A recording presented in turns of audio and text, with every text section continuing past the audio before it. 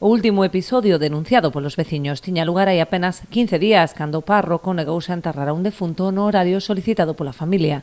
Por favor, enterrándolo pola tarde. Non, pola tarde non podo porque ás 5 teño unha cousa e tal. E dixo, vale, pois entón chegamos a un acordo, ás 3:30, se te parece ben, podemos, nin para ti ás 3:30 podemos facelo, non pasa nada, que a esa hora xa chegaron os familiares e podemos facelo ás 3:30.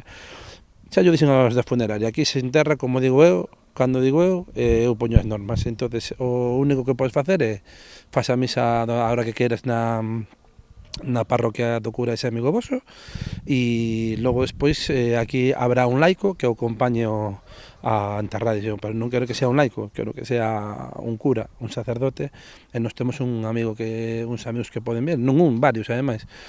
E dice, non, aquí non pode vir ninguén. Non é a primeira vez que acontece algo similar, posto que outro veciño denuncia unha situación moi semellante cando faleceu a súa nai hai agora un ano. O día do enterro, os da funeraria chegaron xunto de min e dixeronme: mira, se non lle pagas 280 euros por culpa da limpieza dos panteóns que ninguén lles mandou limpiar, como era o día do enterro, non quixen problemas ninguns.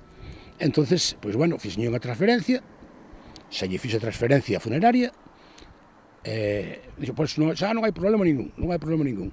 Entonces, o sacerdote que había antes aquí en Cando,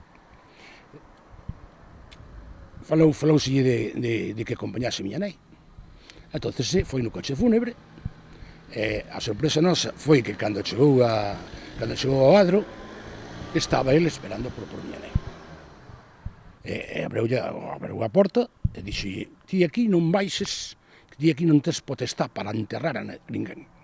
Pola súa banda, dende o Arcebispado de Santiago emitiron un comunicado aclarando que se respetou en todo momento o dereito de enterramento dos fieis e que é competencia de cada parroquia regular os usos e costumes recaendo sobre o párroco a xestión do cemiterio. Defenden o labor de Antonio Freire á fronte da parroquia e apelan ao diálogo para fomentar un ambiente de cordialidade entre os membros da comunidade parroquial. Pola contra, os veciños din que esta vontade de diálogo dista moito da realidade.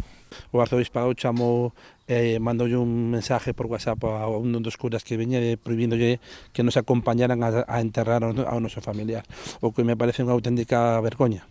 Ademais, o arzobispado ahora saca unha nota dicindo que se fai por tradición, non sei que, pero non sei a que están xogando esta xente. A parte de diálogo, comigo ninguén me va a falar, non me deu ninguna explicación, mandeille mails, mandeille de todo, non me contestan.